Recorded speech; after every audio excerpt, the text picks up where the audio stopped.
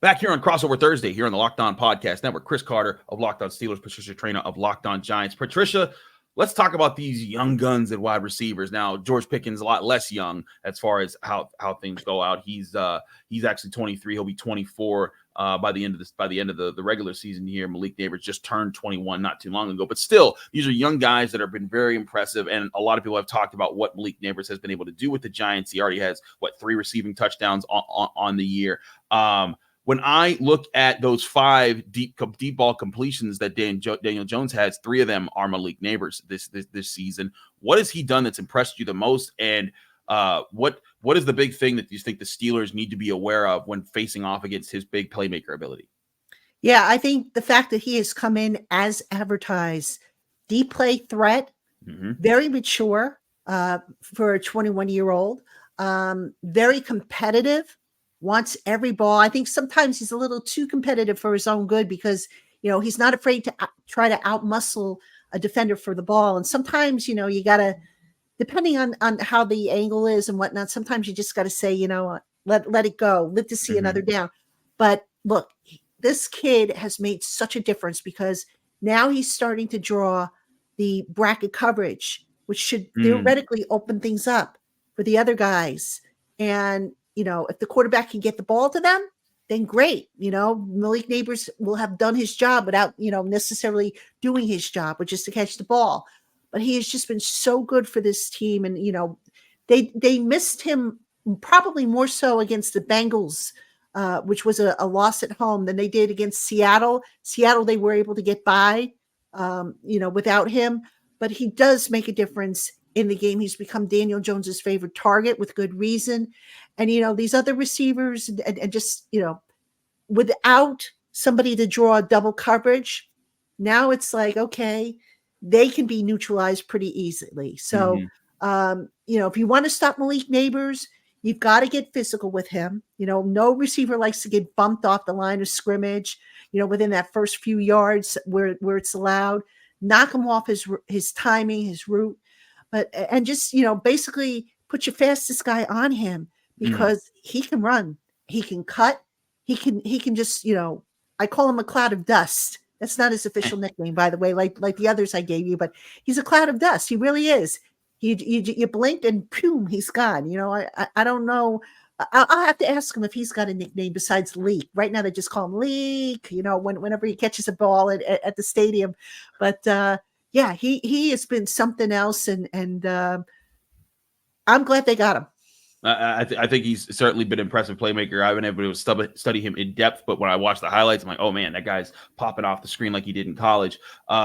When I look at the contested catch numbers, that's something that I always look at for big name receivers. How well do you come down with the ball in traffic? He's caught five contested catches on 13 contested catch targets, according to Pro Football Focus. George Pickens caught 6 of 17 of those balls, so very similar rates there as far as going up and get it. And that's what George Pickens is known for, is being able to go up and get the football in this game. If George Pickens is going up against somebody, Patricia, who is that person? Is it Jason Pinnock? Is it someone else? Who is going to be the person that probably is tasked with taking him out of the game? So Pickens would be their number one receiver, right? Absolutely. Probably Deonte Banks. And Deonte Banks has traveled with the opposing number one receiver, I want to say, in at least 5 out of the last 7 games. Okay. So I think it'll probably be Deonte Banks. Now, there's an asterisk to that. That's if Deonte Banks doesn't get benched. And I say that because for Pittsburgh fans who aren't aware, Deonte Banks has been inconsistent, shall we say, with his effort.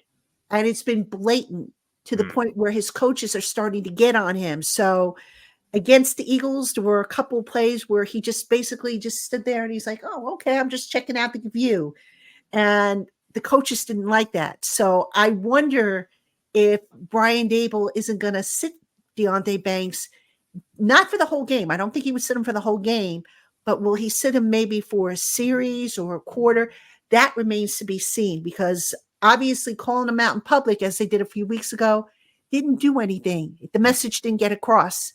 And I think it's time to take the next step in showing this young man that you got to give maximum effort every single play. So we'll see how that plays out. But to answer your question, Banks would probably be the guy that covers George Pickens. It's interesting there because that's something that's come as a criticism for George Pickens. Even recently this year against the Colts and Cowboys, he was questioning his effort on his route running because it was obvious he wasn't running his hardest routes. Now I think that's changed in the last game or two. But looking at how the Steelers have been playing, I think that they're looking that would be certainly very interesting to see those two match up. On the flip side, Joey Porter Jr. has been the Steelers' top cornerback, and it looks like Dante Jackson is actually going to miss this game with a shoulder injury. So the Steelers are might be shorthanded at corner. I fully anticipate if there's one guy the Steelers assigned to, it's Joey Porter Jr., who as I went over in our last show on Wednesday with Mike DeFabo of The Athletic, we both thought Joey Porter Jr. has quietly been a very good cornerback in the NFL this year.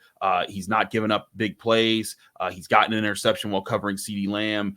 He's been able to run with number ones, not exclusively. The Steelers haven't given him that duty yet in his defense, but I think he's very physical. So if you're looking for guys to jam him and get off the line, Malik Nabers, that's the kind of corner that Joey Porter loves to be. How have you seen him deal with that? Like, Malik Nabers obviously getting separation, but how have you seen him deal with the physical corners that don't give him the space to run right away? Well, he'll fight you. He'll fight you tooth and nail. He's very, very competitive, which is one of the reasons why head coach Brian Dable kind of fell in love with him at the Combine. We saw this unravel, by the way, on Hard Knocks. He absolutely fell in love with the guy and just was thrilled with the answers that Malik Nabers gave him. And they weren't just words. He has shown that he's competitive, that he wants to win, that he hates to lose. He wants the ball, so he has come as advertised, as I said. So, but yeah, if you start, infringing on his territory, he will fight you. He doesn't back down to anyone. And it doesn't matter if you're a first-year player or if you're a 10-year veteran. He believes he has a right to that ball. And if you want to try and stop him, good luck. I hear you there. I like feisty receivers. I like guys that fight like that. I think him and Joey Porter Jr. could be appointment television Monday Night Football, as it should be on Monday Night Football.